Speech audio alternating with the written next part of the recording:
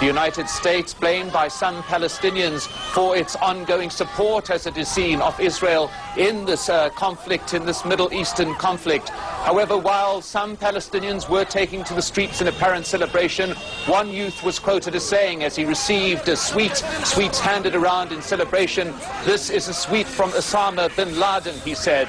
Bin Laden, the purported mastermind of the 9/11 terrorist attacks, in which the fundamentals of Islam played a significant role, is dead, killed by US Special Forces.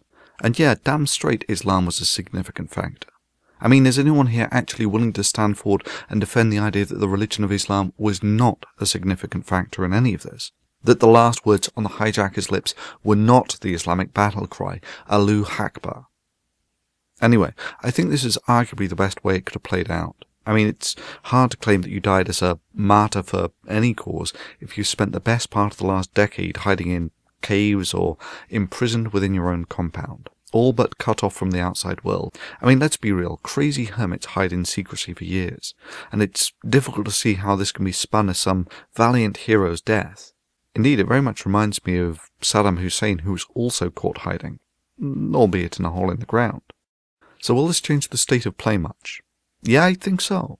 It sets the precedent that if you wish to rouse the sleeping giant, you'd best be ready to deal with the consequences that's likely to entail. And bin Laden getting killed by US Special Forces puts that precedent on a 50-foot-tall, highlighted neon-glowing banner. And while the outcome of the 9/11 attacks doubtless exceeded all of Al-Qaeda's expectations, I have to wonder if in those many years of hiding, in his self-imposed imprisonment, if he had doubts whether his attempts to gain the attention of America had been counterproductive to his goals. But who knows what went through his mind? It wouldn't surprise me if he drew solace from his religion. However, in practical terms, the reaction that followed 9/11 has not been productive to any goals that he might have been trying to achieve. I mean, 9/11 was the crowning jewel in Al-Qaeda's achievements. After that, people took them seriously, and the crackdown began. And a few years later, they were still capable of making the odd bomb, such as the London and Madrid bombings, but since then, the operational efficiency of the organisation in the West has been a farce, limited to what can only be described as amateurish and half-assed attacks.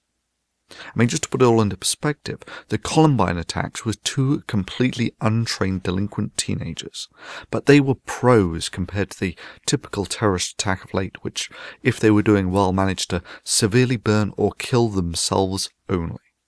But arguably bin Laden's legacy will have been to have awakened a complacent West to an ideology that will motivate people, either in part or totally, to blowing up planes, buildings, burning down embassies, beheading innocent people, institutionally sentencing people to death merely for bad-mouthing their religion, and to threaten to kill, or to actually kill, authors, cartoonists, or playwrights merely for exercising their free speech.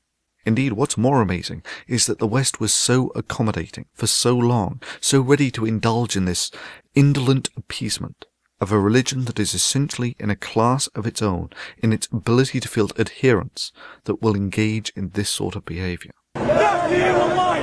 Death to you online! May Allah bomb you! May Osama bin Laden bomb you! May Osama bin Laden bomb you! We love you, Osama! We love you! والله جهاد في سبيل الله أسامة أنت غير يا رجال يا من أسامة أنت غير لا إله إلا الله and والله we will be with them we will take revenge on you Allah Akbar so we can invade their country and take their wives and walk with you Allah Akbar Allah Akbar. Yes, I think that will be bin Laden's legacy. The man who decisively kicked the West in its complacency, and finally got the response that he had been lusting for.